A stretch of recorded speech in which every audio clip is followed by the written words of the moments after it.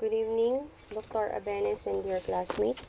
I'm here to present to you the continuation of the book, Theory and Resistance in Education, A Pedagogy for the Opposition by Henry A. Giroux. We will talk about Chapter 3, Reproduction, Resistance and Accommodation in the Schooling Process. I am Frenia Flor M. Pagdanganan, a PhD Science Education student. But before we proceed to the actual discussion of Chapter 3, let us have an overview of the two chapters first. Henry A. Giroux discussed about foundation for a radical theory of schooling which can in part be developed from the work of the Frankfurt School and the more recent literature on the hidden curriculum. Frankfurt School provides a discourse and mode of critique for deepening our understanding of the nature and function of schooling. Critics of the hidden curriculum have provided modes of analysis that uncover the ideologies and interests embedded in the message systems, codes, and routines that characterize daily classroom life. As indicated in Chapter 2, the specificities of culture, ideology, and power have never figured prominently in the dominant language of educational theory and practice. The Parsonian view of schooling, on the other hand, argues for a view of schools as neutral institutions that were designed to provide students with the knowledge and skills they will need to perform successfully in the wider society. This was established by Talcott Parson, an American sociologist of the classical tradition. He laid the basis for a sociology of education that refused to interrogate the relationship between schools and the industrial order. One consequence of this view, though, was that the structure and ideology of the dominant society was rendered unproblematic. Similarly, a disquieting silence emerged regarding how schools might be influenced, bent, and molded by interest groups that both sustained and benefited from the deep-seated political, economic, racial, and gender inequalities that characterize American society. Let us now talk about the first theory in this chapter, which is the traditional educational theory. The traditional educational theory is also known as back to basics, conventional education, or customary education, which refers to long established customs that society traditionally used in schools. In this theory, schools are viewed within the perspective as instructional sites, that schools as also cultural sites is ignored. This theory also refers to long established customs that society used in schools, which offered no real basis for understanding the relationship among issues such as ideology, knowledge, and power. There are a number of practices in the traditional educational theory. First, ideology is dissolved within the concept of objective knowledge. Second, the relationship between the hidden curriculum and social control are discarded for a preoccupation with designing objectives. And finally, the relationship between socialization and the reproduction of class, gender, and racial inequalities are ignored for an overriding concern with finding ways to teach knowledge that is largely predefined. Now, how about the consequences of traditional educational theory? It offered no real basis for understanding the relationship among issues, such as ideology, knowledge, and power. That is, bleached from this perspective was any attempt to reflect on the historical development, selection, use, and legitimation of what schools defined as real knowledge. The crucial question ignored here is the way in which the power distributed in a society functions in the interest of specific ideologies and forms of knowledge to sustain the economic and political concerns of particular groups and classes. The failure to develop this type of analysis is evident in traditional educational theories' long-standing emphasis on the management and administration of knowledge, as opposed to a critical concern with the historical and social determinants that govern the selection of such knowledge forms and attendant practices.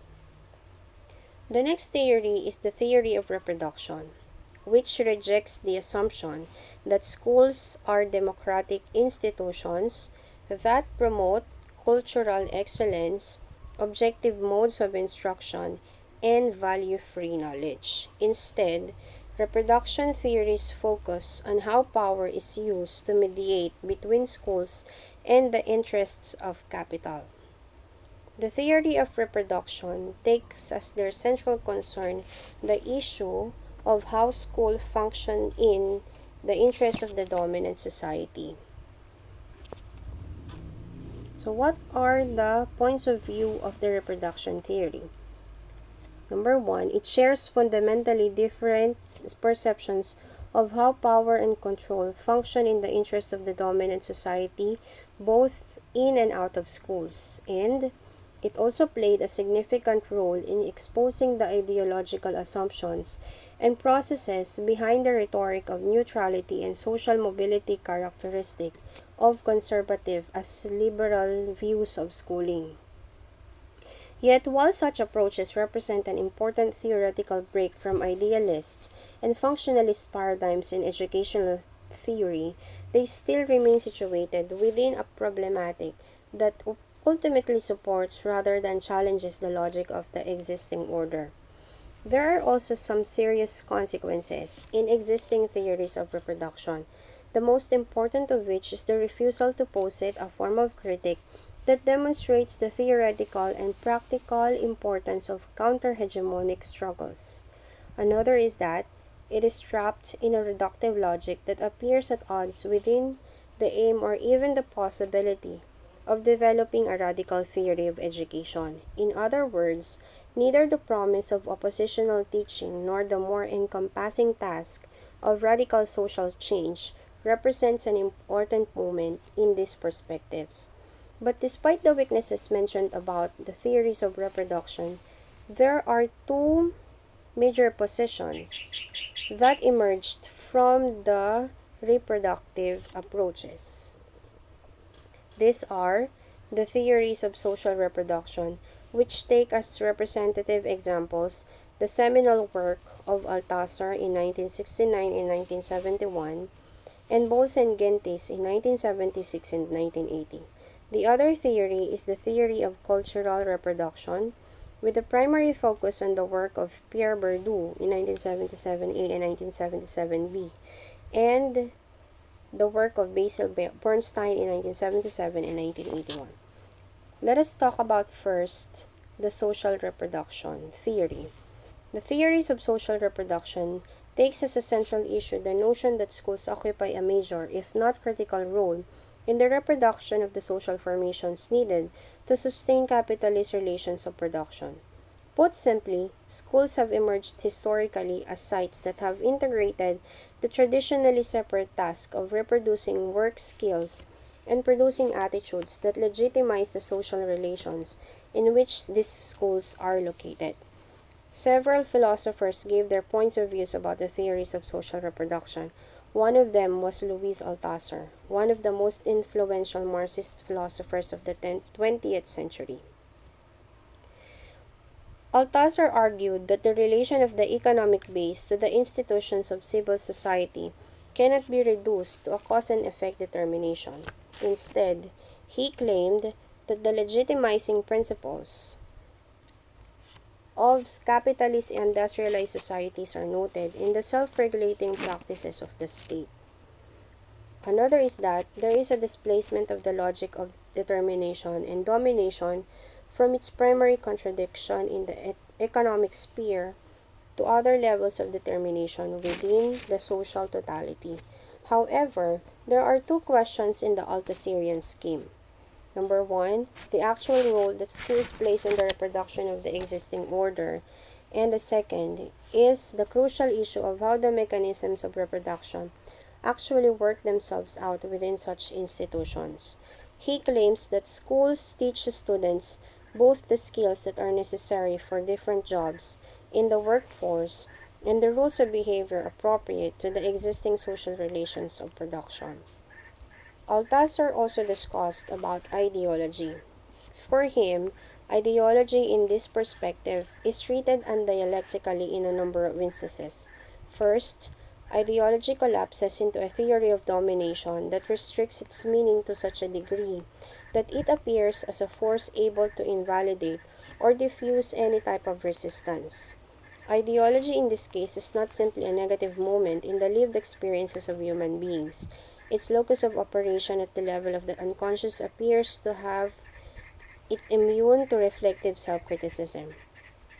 In a second and dialectical treatment of the concept, ideology becomes an institutional medium of oppression that appears to function so efficiently that the state and its ideological state apparatus are presented as part of a static and administrative fantasy.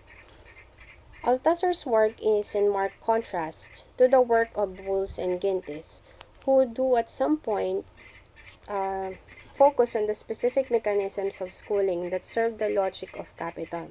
But first, let us get to know who were Bowles and Gintis. Samuel Bowles and Herbert Gintis are both American economists who stated that there are close parallels between schooling and work in capitalist societies. Schooling takes place in the long work of shadow, and these are what they called as the correspondence principle. Let us now let us now have the contributions of Bowles and Gintis.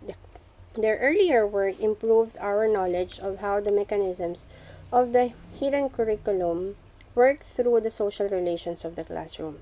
Secondly, their work was invaluable in articulating the relationship between class and gender-specific modes of schooling with social processes in the workplace. Moreover, they helped to illuminate the non-cognitive dimensions of domination by focusing on the role the schools played in the production of certain types of personality traits. Furthermore, in their most recent work, these authors have argued for the importance of contradictions in the process of social reproduction as well as for the importance of social sites, such as the family. Let us now compare the ideas of Altasser with that of Bowles and Gintis. Both sides share the basic notion of the role of schooling in capitalist society. That is, like Altasser, Bowles and Gintis believe that schools serve two functions in capitalist society. Altasser used the concept of ideology to direct us to the role that schools play in securing the domination of the working class.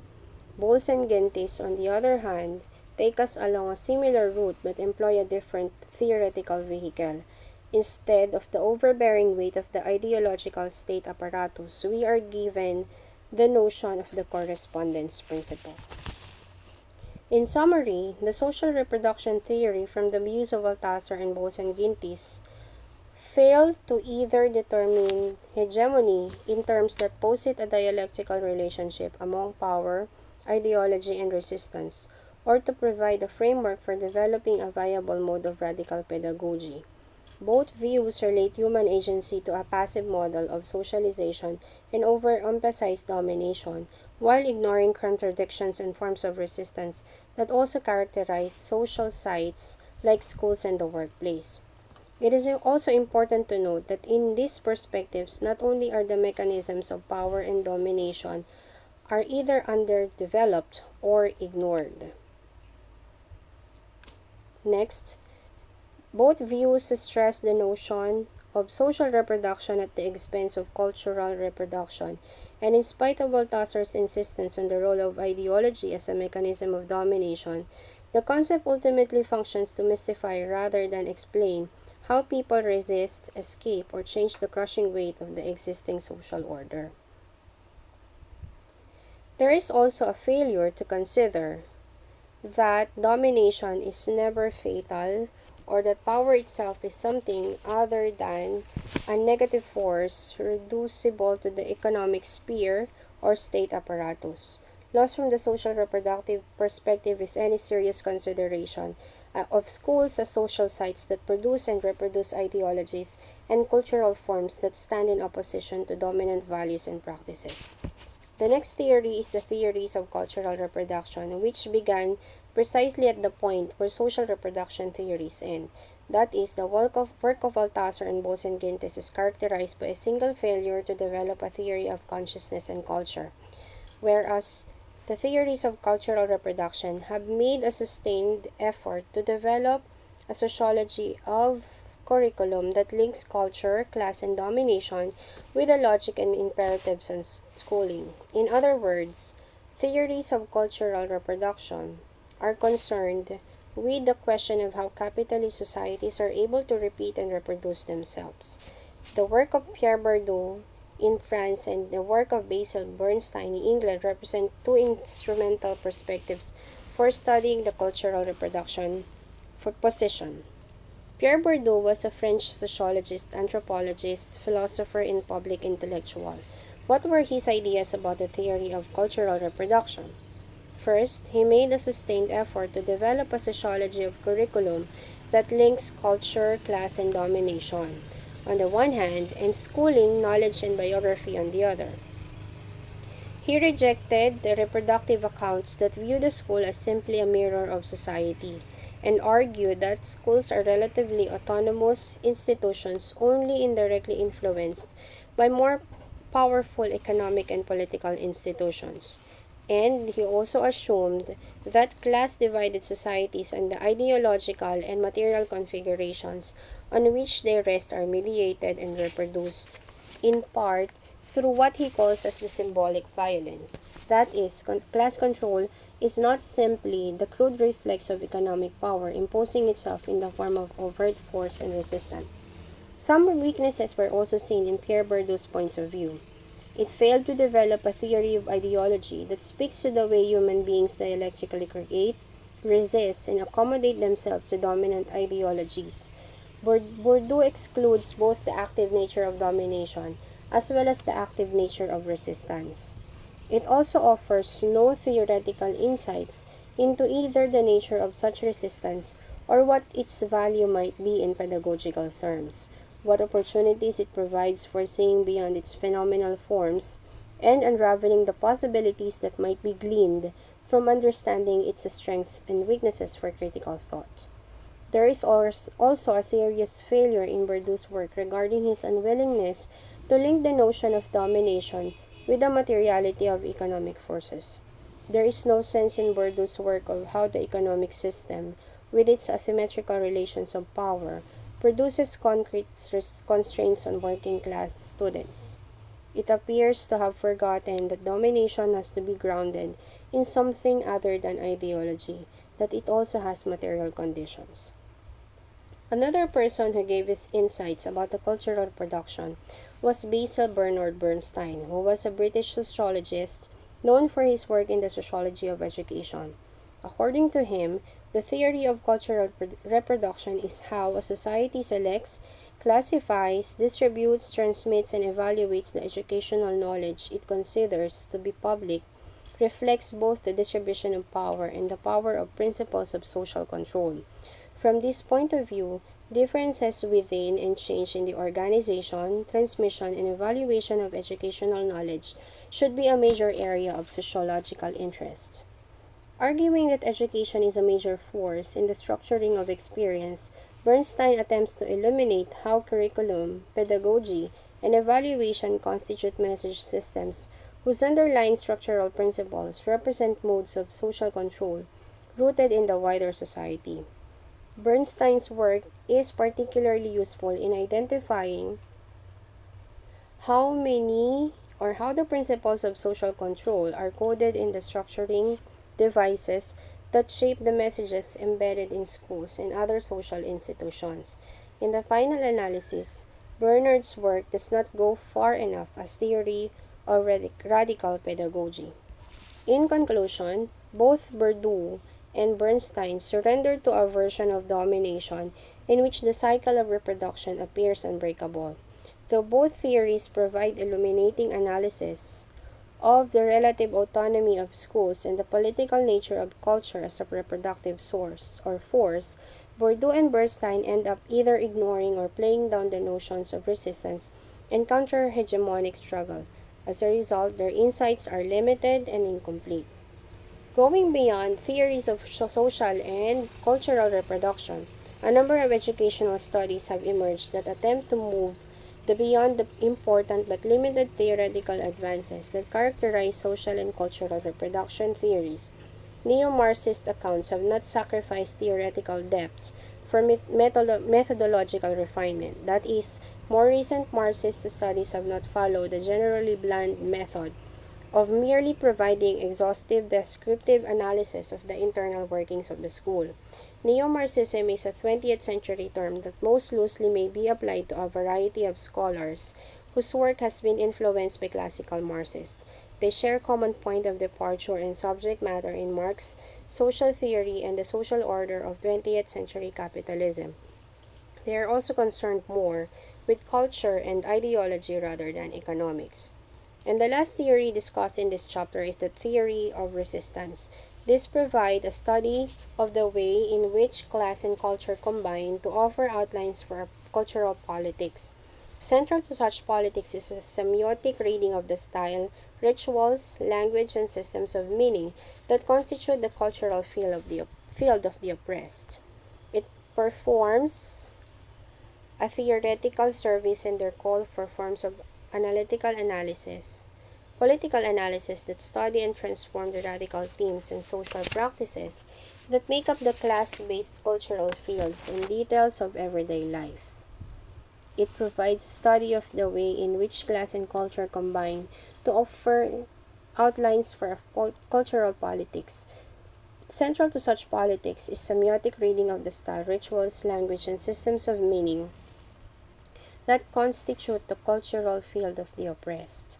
Lastly, it deepens our understanding of the notion of relative autonomy, a greatly needed corrective in light of the long history of orthodox Marxist readings of the base structure issue, in which institutions like schools were reduced to the reflex or shadow of the mode of production. This chapter was concluded by pointing to the weaknesses and theories of resistance, and that the criticisms presented here represent starting points for further development of a critical culture theory of schooling. First, those studies of resistance point to the social sites and spaces in which the dominant culture is encountered and challenged by subordinate groups.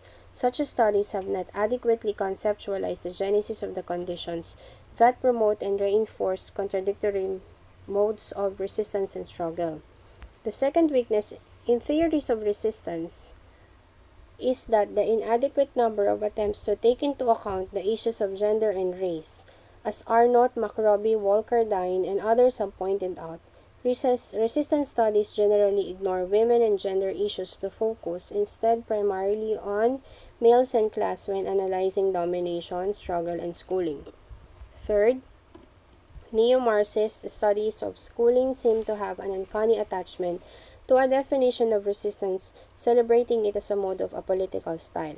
As a result, there are very few attempts within the literature on schooling and countercultural movements to situate the notion of resistance within specifically political movements that display resistance in the arts and or in concrete political action. Fourth, theories of resistance have under-theorized the point that schools not only repress subjectivities but are also actively involved in their production. Fifth, theories of resistance have not given enough attention to the issue of how domination reaches into the structure of the personality itself. That is, there is little concern with the often contradictory relation between understanding and action, and why one does not always lead to the other. And that is the end of chapter 3. Thank you very much for watching.